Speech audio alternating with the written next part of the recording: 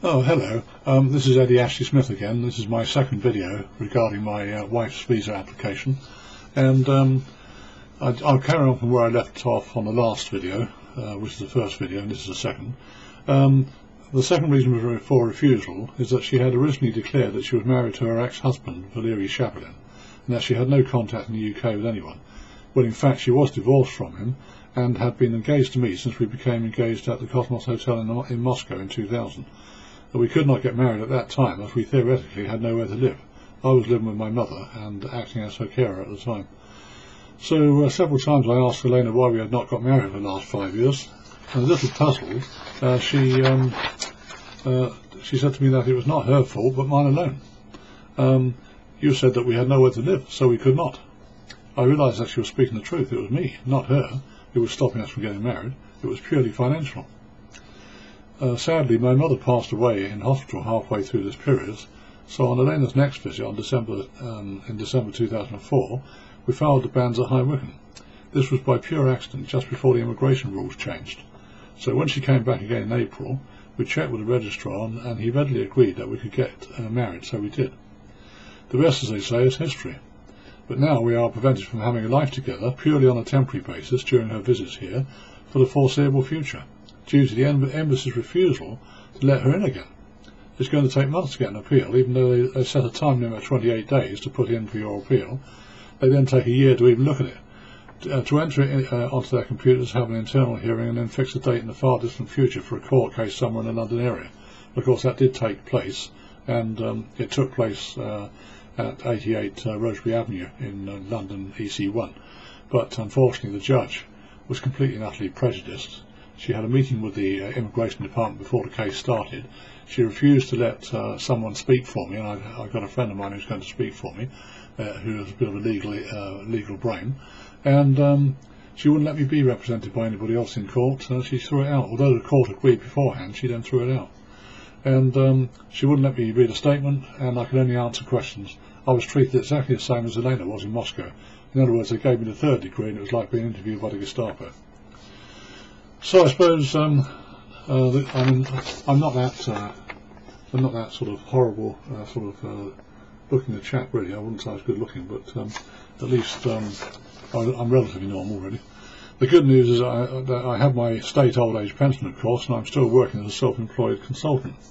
Firstly, I'm retained by a large media group who want to start manufacturing their plastic products in the UK. Secondly, I am an established representative for Everest Limited.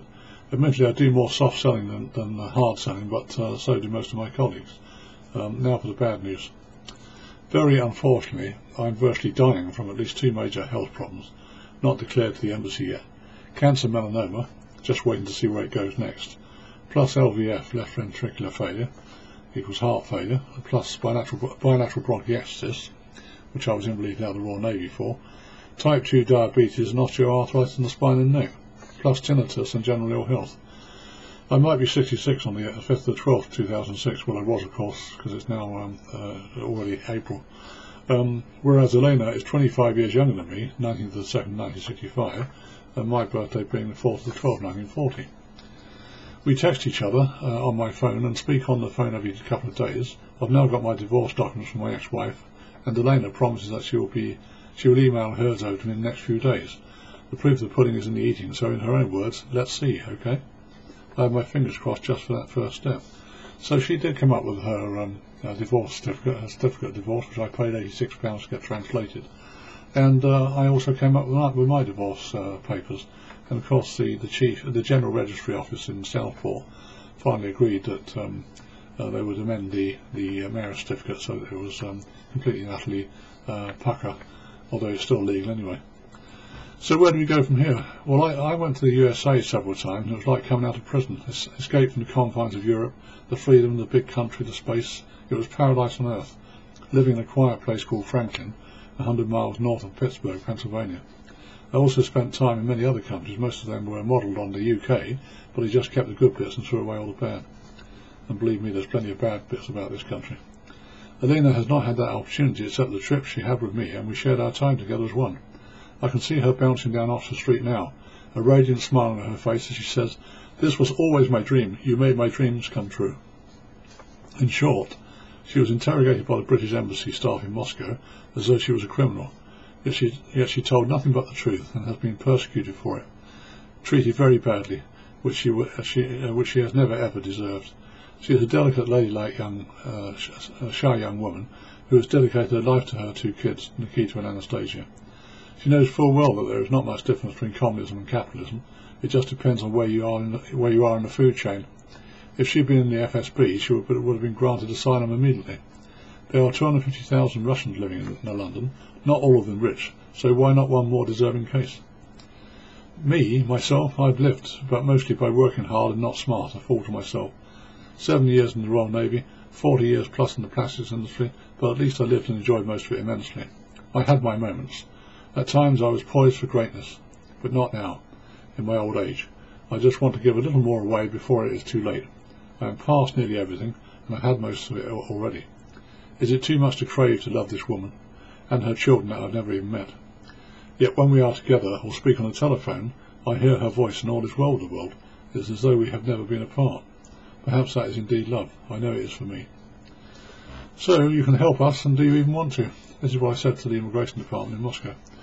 We are, in fact, no different to those incarcerated in concentration camps, looking out on a materialistic world which is mainly a moral, decadent vacuum, with millions who could not care less about anyone except themselves, which is why they don't even bother to vote. I see those 6 million Jews being processed by an inhuman society, even condoned by the Allies. We, vaguely like them, we're just in the wrong slot, victims of circumstances. Certainly partly, but not entirely, of our own making. After all, I was just trying to do something for nothing. A book that I read as a boy. I went to Moscow for nothing. I just went there for a charity, to help a company, to help the economy of a country that needed it. And this is what BESO, British Executive Overseas, does. That's British Executive Services Overseas. It is a sad fact of immigration life that we, like rich Russians with their millions of ill-gotten gains, we like their money for distribution in our society without the need to work, as we throw away our manufacturing heritage as being worth nothing. Did you know that the life of a Scotsman on the Clyde is now on average 52? No jobs, no joy. In Elena's case, she can work as a translator and as a teacher. She has a proper degree from Kirov, and in fact she is actually very clever. As yet she has not been trained to poison people or to extract Putin's revenge, so we will not let her in until perhaps she can. Of course, we have appealed the decision which has to go through the system in the UK. By the time that we get a hearing, I will most likely be dead. Too late, never mind.